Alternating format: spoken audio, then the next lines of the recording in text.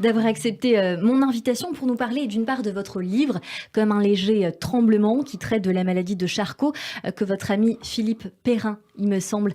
C'est un roman, donc je dis Philippe, mais vous avez raison, parce que Le Monde a repris le personnage qui a donné beaucoup de traits du personnage du roman, mais effectivement, c'était Philippe Perrin. Il était secrétaire de rédaction au journal Le Monde, il me semble. Mais c'est assez intéressant de vous recevoir alors que nous ne sommes pas en flambée de Covid, comme on dit, et que vous portez quand même votre masque.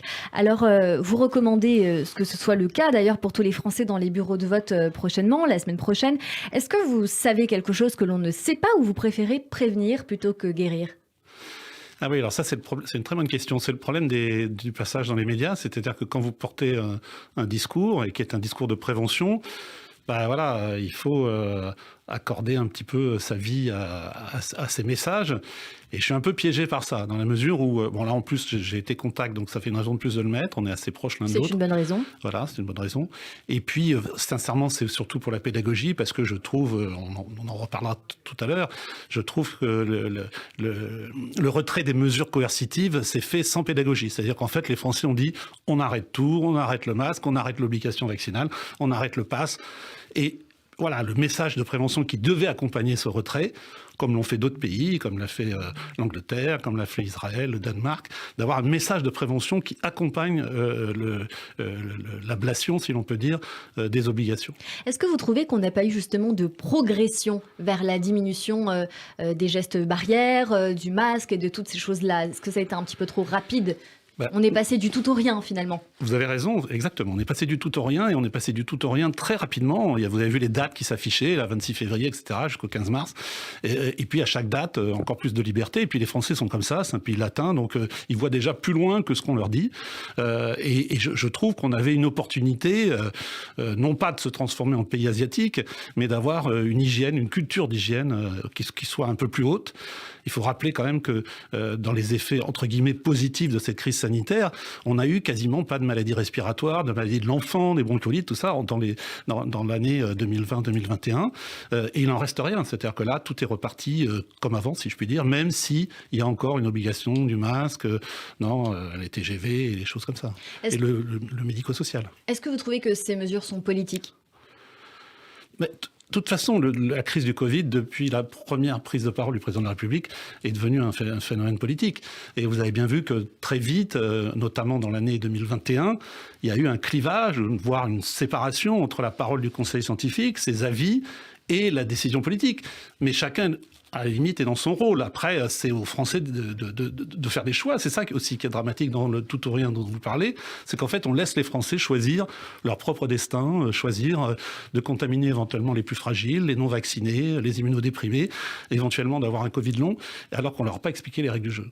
Oui, il me semble aussi qu'on parlait de l'Asie il y a quelques secondes. Eux, ils sont beaucoup plus... ils ont une stratégie zéro Covid, tandis que nous, on laisse un petit peu vivre la maladie. On va en reparler dans quelques instants.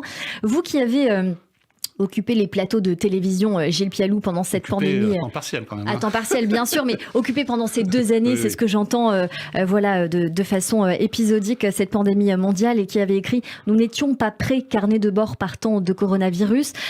Toutefois, plus à plat, moins chaud, l'obligation de demander au médecin que vous êtes, chef de service des maladies infectieuses et tropicales à l'hôpital Tenon, où nous en sommes justement sur le Covid aujourd'hui, quel recul nous avons ?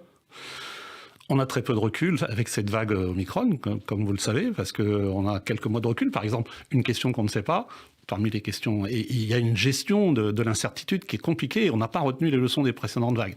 On ne sait pas combien dure la réponse immunitaire.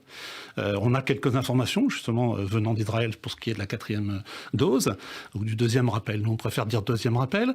On ne sait pas, par exemple, si Omicron, qui contamine quand même énormément de gens, puisque quand vous voyez 130 000 s'afficher ou 137 000 s'afficher en bas des écrans de télévision ou sur les écrans, les réseaux sociaux, vous avez probablement le double, le triple de circulation virale. Donc, on a un très haut niveau de circulation virale et on ne sait pas, parmi les choses qu'on ne sait pas, s'il va sortir des variants qui vont échapper justement à cette très forte circulation virale, même si les hôpitaux ne sont pas engorgés.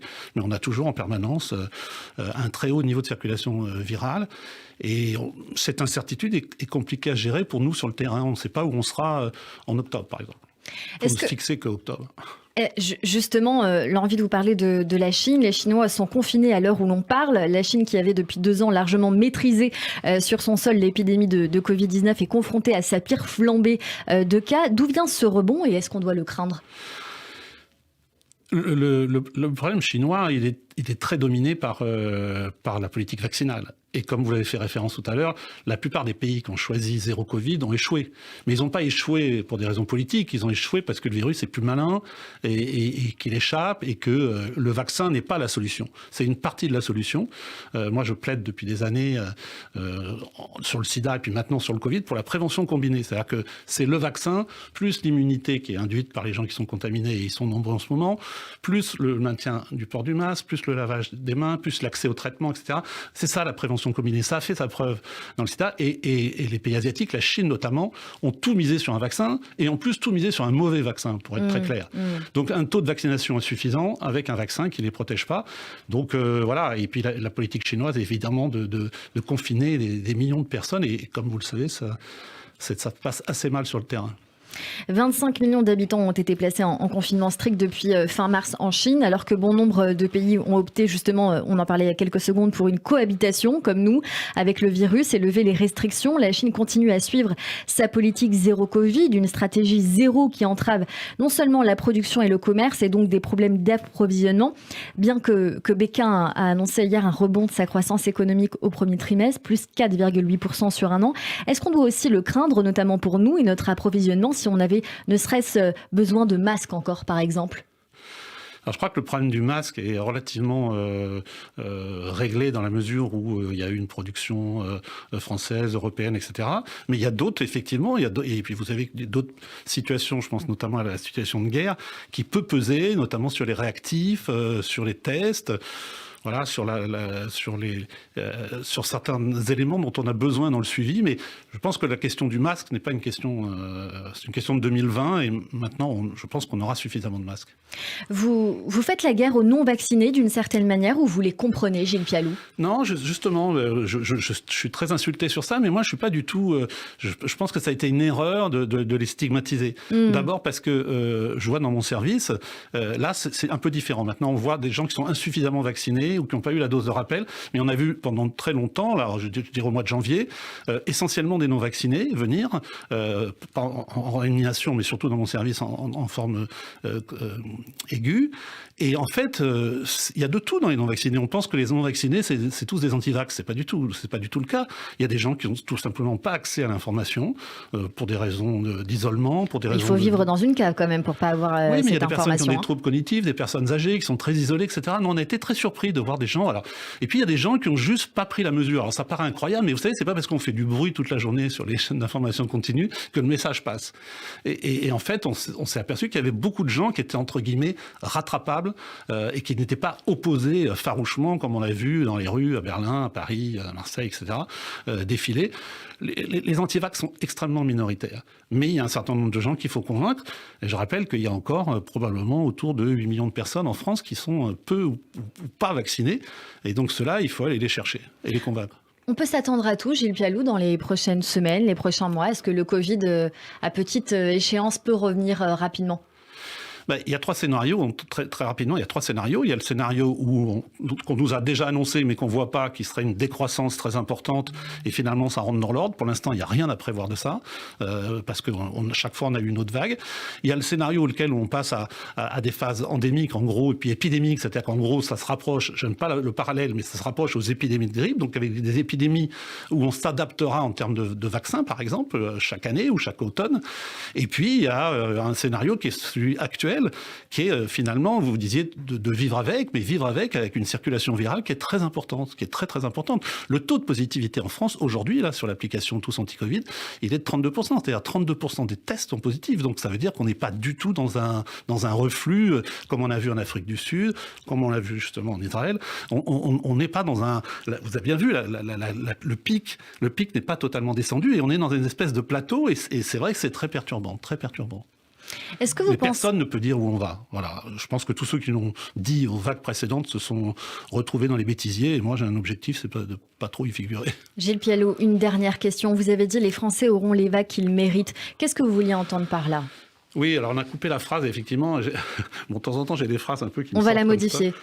Non, parce que la phrase, je l'ai dite. J'ai dit, les Français auront les vagues qu'ils méritent, au sens où, justement, ce que je disais tout à l'heure, on les laisse libres de leur choix, sans leur expliquer les enjeux, les incertitudes. Je prends que cet exemple-là. Combien on aura de pourcentage de Covid long avec ces millions de Français qui ont contaminé par Omicron. Voilà, c'était ça que je voulais dire. C'est-à-dire que le politique... On laisse vivre et chacun doit prendre ses dispositions aussi, être autonome, indépendant. Une toute dernière question avant de passer au sujet qui va suivre, parce que j'ai envie qu'on s'intéresse aussi à vous.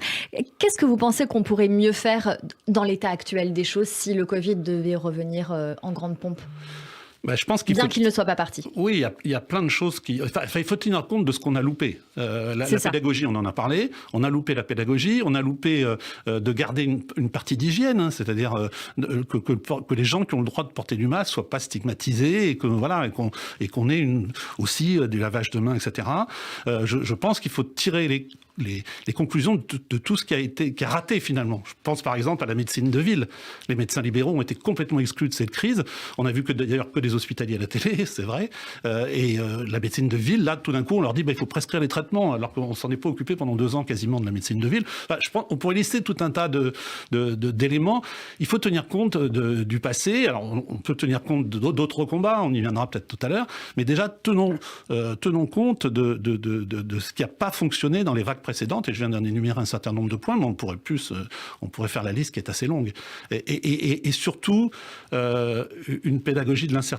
C'est-à-dire qu'on sait rien de ce virus. Personne. Je donne un exemple. Alors là, je discute beaucoup moi, avec les membres du conseil scientifique, avec les collègues, etc. Vous pensez bien que quand je vais devant une émission, je suis pas tout seul à penser dans ma tête ou dans ma cuisine en me rasant, etc. Mais personne n'avait parié qu'on aurait des variants qui mixeraient deux types de virus. Vous savez ce qui est sorti un peu dans certains pays là.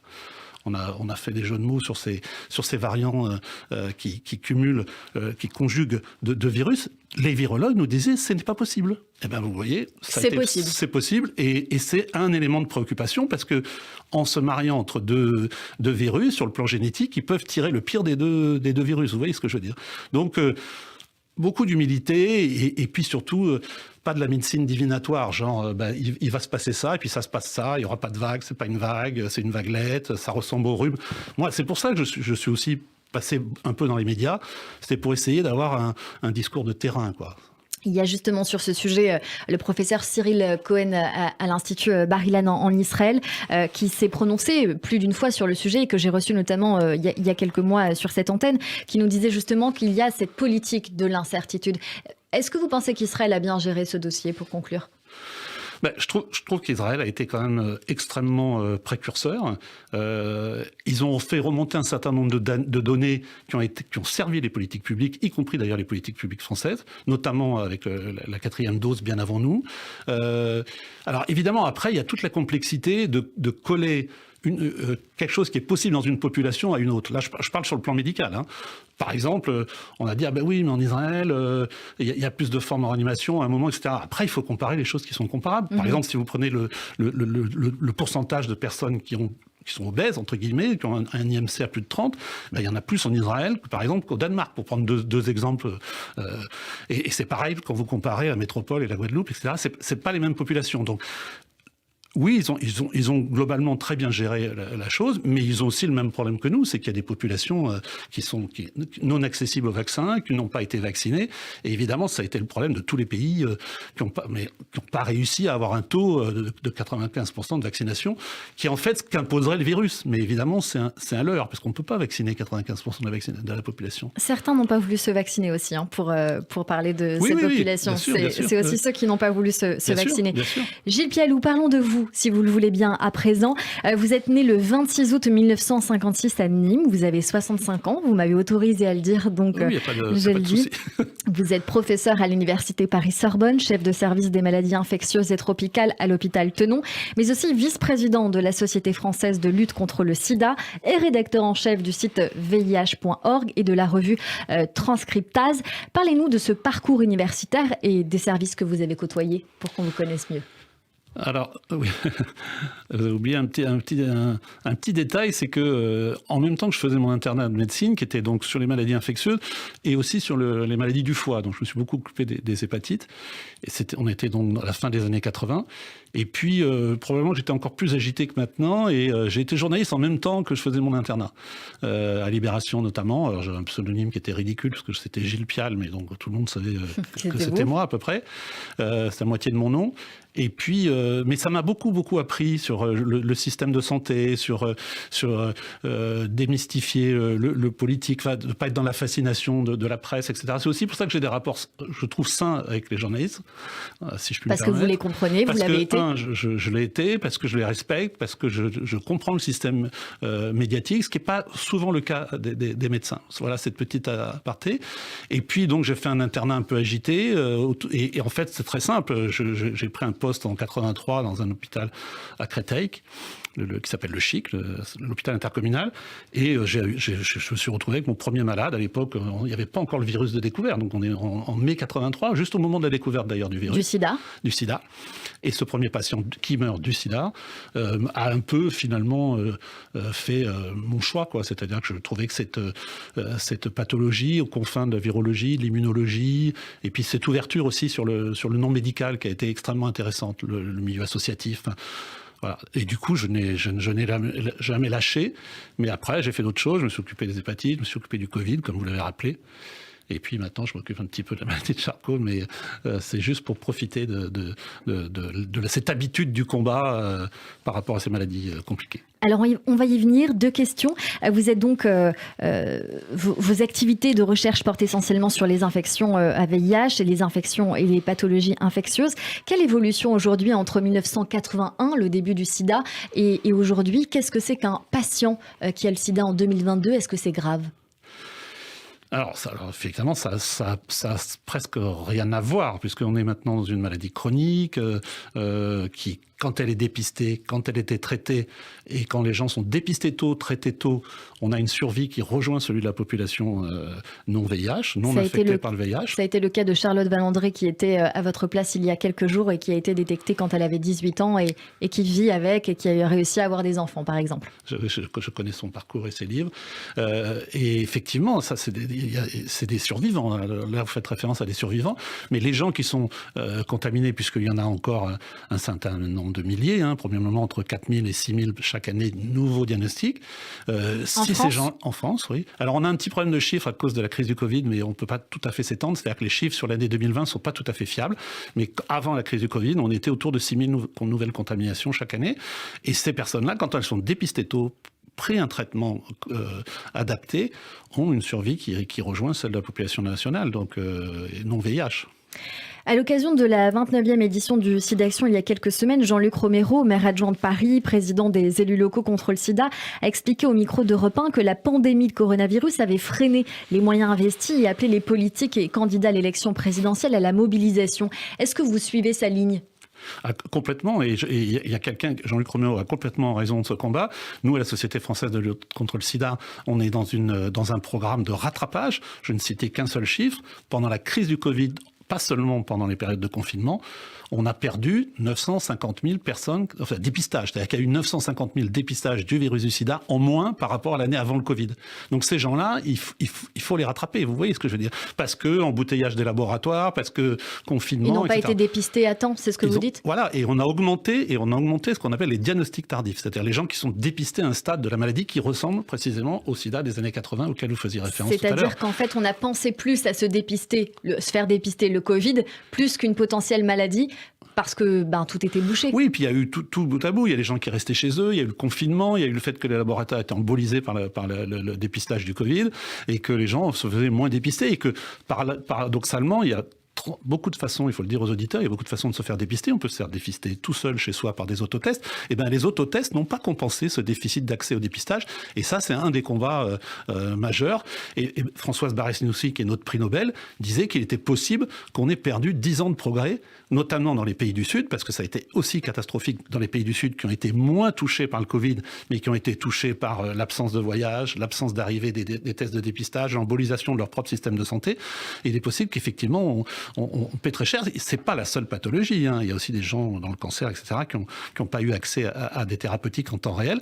Mais c'est vrai que sur le sida, c'est une mission d'essayer de rattraper après le Covid tout ce qu'on a perdu pendant cette période. Dernière question sur le sujet, Gilles Piellou, l'envie de vous demander comment la recherche contre le Covid, parce qu'on a parlé des aspects négatifs, mais il y a aussi forcément toujours du positif, comment la recherche contre le Covid a aidé ou bien aide la recherche contre une autre pandémie mondiale qui est le sida dont nous venons de parler. L'une des retombées concrètes, mais qui est à portée de main, mais il faudra encore attendre quelques années, c'est la recherche vaccinale. Comme vous le savez, moi j'ai travaillé 12 ans, 14 ans sur la recherche vaccinale du VIH. Vous savez, on n'a toujours pas de vaccin. Et contrairement au fantasme, on n'a pas mis 15 mois pour trouver un vaccin contre le Covid, parce que la recherche avait été antérieure, elle avait commencé il y a 15 ans. Moderna avait commencé il y a 15 ans à faire de la recherche sur le vaccin ARN. Mais c'est vrai que ça a mis 15 mois à être commercialisé et à montrer son efficacité. Donc ce modèle de vaccin ARN pourrait bénéficier très clairement à la recherche contre le sida. Ça, c'est une des avancées. Comme d'ailleurs la recherche sur le sida a elle-même aidé à la recherche sur l'hépatite C, etc. Vous avez une échéance potentielle ? Les industriels nous disent au moins 3 ans. Le problème, c'est que le virus du sida est un virus extrêmement plus compliqué que le virus du Covid, et que la fabrication d'un vaccin est quelque chose qui va mettre beaucoup plus de temps, parce que c'est un virus qui varie plus, parce que qui a beaucoup de variabilité, parce que c'est un virus qui se tapit à l'intérieur des cellules, et donc il faut aller le chercher là-bas. Et donc on est très prudent sur les effets d'annonce de ce qu'on appelle les essais de phase 1, c'est-à-dire qu'on prend des volontaires sains, on les confronte pas du tout au virus, mais on regarde juste comment ils tolèrent le vaccin, le candidat vaccin, et comment leur système immunitaire répond à ce candidat vaccin. Pour l'instant, dans le vaccin ARN contre le VIH, virus du sida, on n'en est qu'aux phase 1, donc on est très prudent. C'est un roman, c'est-à-dire que même si effectivement c'est parti d'une histoire vraie, qui est une histoire qui s'arrête en 2015 par la mort du héros, et donc la mort du sujet qui a donné vie à ce héros. Mais il y a toute une partie de fiction. Il y a des rencontres qui ne se sont pas faites, il y a des voyages qui ne se sont pas faits. Mais en fait, je voulais écrire... je savais que j'allais écrire un roman. Le problème, c'est le passage à la fiction. C'est d'ailleurs le vrai Philippe qui m'a fait passer de l'écriture journalistique, puis d'avoir écrit. J'ai écrit, par exemple, beaucoup sur Barbara, la chanteuse, puisque j'étais très lié avec elle pendant 10 ans. Et puis j'ai vu que quand Télérama m'a demandé d'écrire, je me suis aperçu que la longueur n'était pas un problème. Ce qui me faisait peur, c'était la fiction. Puis lui, le vrai Philippe m'a dit un jour, mais qu'est-ce que tu inventes un personnage et tout ça. J'ai commencé à écrire, et puis tout d'un coup, je m'apercevais que finalement, il y a des personnages qui sont encore plus forts que ceux qu'on invente dans la fiction. Et c'était le cas de Philippe, non pas parce que c'est pas un livre sur sa maladie, c'est vraiment un hymne à la vie, un livre sur la faim FIM, l'appétit de vivre, parce que c'est un grand poète, quelqu'un qui montait sur les grues, qui aimait les nuages, qui aimait les arbres, et qui a maintenu tout ça dans cette maladie. Il faut vous rappeler, pour ceux qui ne savent pas, qui est une maladie qui vous enferme dans un scaphandre, enfin si on peut dire, c'est l'image du scaphandre et du papillon, et qui vous paralyse totalement. Et lui a gardé ses rêves d'enfance, et je failli l'écrire à 2 doigts, parce qu'en fait, il a, pendant des années, enfin, la maladie dure 4 ans, et le livre dure 4 ans, et il faisait sur 2 ordinateurs son univers ludique, ses livres en italien, ses voyages en Italie, et ça commence par une invitation au voyage, en l'occurrence en Sardaigne, qui est un voyage en fait dont on s'aperçoit, on va pas spoiler parce que c'est pas un polar, mais on s'aperçoit qu'en fait c'est dans sa tête qu'il voyage, et il voyage très bien dans sa tête, et surtout dans l'entourage et le groupe qui est autour, et c'est souvent comme ça les personnes d'exception avec des maladies d'exception, c'est qu'ils emmènent le groupe avec, et ils emmènent tout un groupe qui va de ses enfants, je parle au personnage du roman, qui va de ses enfants à ses copains médecins, et je suis dans le groupe, mais voilà, le narrateur n'est pas identifié parce que on s'efface par rapport à la qualité du personnage. Donc ce personnage existe quand même un petit peu. Le personnage existe tout à fait, vous l'avez cité tout à l'heure, et voilà, effectivement a bien eu cette maladie-là. Oui, bien sûr. On est d'accord, donc c'est une fiction autour quand même d'une histoire qui est vraie. Exactement, okay. et tout ce qui concerne la maladie est très proche de ce qu'il avait de la réalité. Vous parlez beaucoup des nuages, j'ai quand même envie de citer un petit passage du livre que j'ai trouvé adorable. Nous croyons que les nuages sont injustement décriés, que la vie serait infiniment plus pauvre sans eux. Nous pensons qu'il s'agit de la poésie de la nature et de la plus égalitaire de ses œuvres, puisque tout le monde peut en avoir une vue fantastique. Nous nous engageons à lutter contre la pensée du ciel bleu, partout où nous la trouvons. La vie serait ennuyeuse si nous devions regarder une monotonie sans nuages jour après jour. Nous cherchons à rappeler aux gens que les nuages sont des expressions de l'humeur, de l'atmosphère et qu'ils peuvent être appréhendés comme des figures humaines. Je poursuis encore un petit peu. Nous pensons que les nuages sont faits pour les rêveurs et que leur contemplation profite à l'âme. Et nous disons à tous ceux qui vont écouter, levez les yeux, émerveillez-vous devant cette beauté éphémère et efforcez-vous toujours de vivre votre vie la tête dans les nuages. C'est de vous, Gilles Pialou? Pas du tout. C'est pour ça que c'est entre guillemets en oui, italique. Ça peut être c'est une le citation. plaidoyer d'une société internationale. Alors bon, c'est un peu réécrit, mais c'est d'une société internationale qui s'appelle la Cloud Society. Je voulais savoir si elle existait vraiment. Elle existe. Donc c'est quoi? C'est les adorateurs des nuages? Oui, alors il y a des fanatiques un peu, mais c'est des actés. Non, mais c'est sympa. Et je veux dire, on rencontre pas souvent des gens qui sont amoureux des nuages.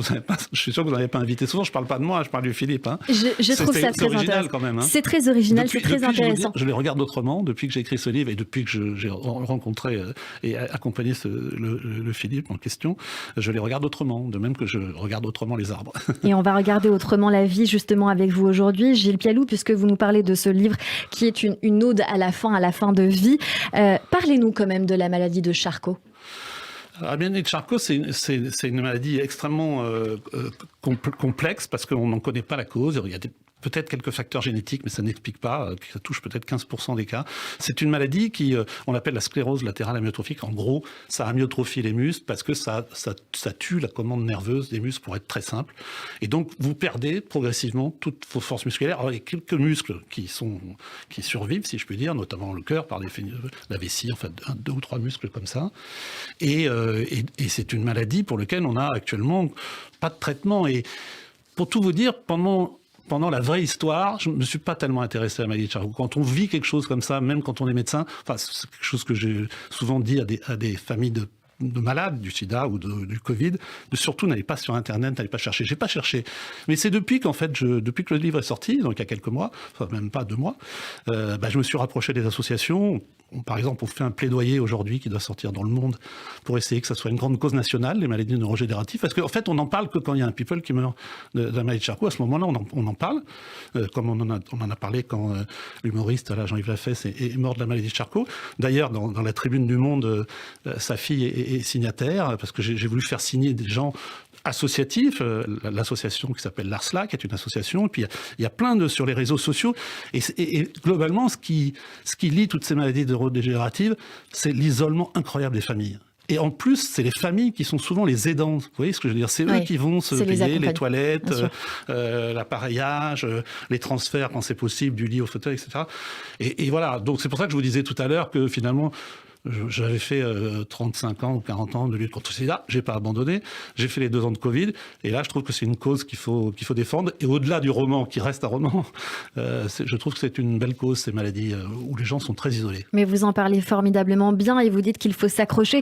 Quand j'ai lu votre livre, j'ai pas pu m'empêcher de penser à Pone. Vous voyez qui est Pone? Il signe justement, Pone, il signe la tribune qu'on sort dans Le Monde aujourd'hui. Pour donc ceux là, on aurait voulu le préparer. On n'aurait pas pu mieux faire, on n'en avait pas parlé, c'est promis.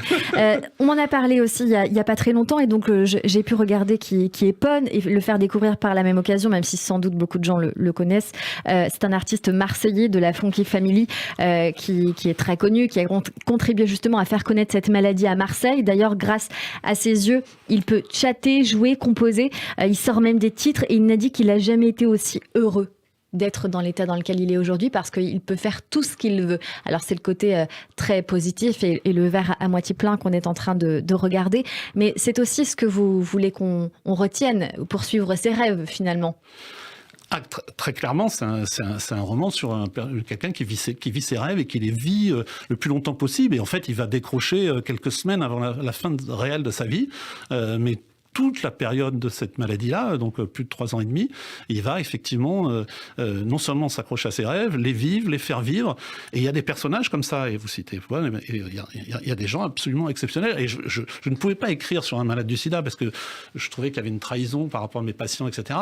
Et là, j'avais un personnage qui était hors du commun. Mais il y a de temps en temps des gens qui sont hors du commun et que la maladie, ils vont repousser le plus possible la maladie, et je trouvais que c'était intéressant. Mais vous avez raison de dire que c'est quand même un hymne à la vie, je ne sais pas comment on dit là, Un raïm, c'est ça, quand on lève le verre à la vie. L'Echaim.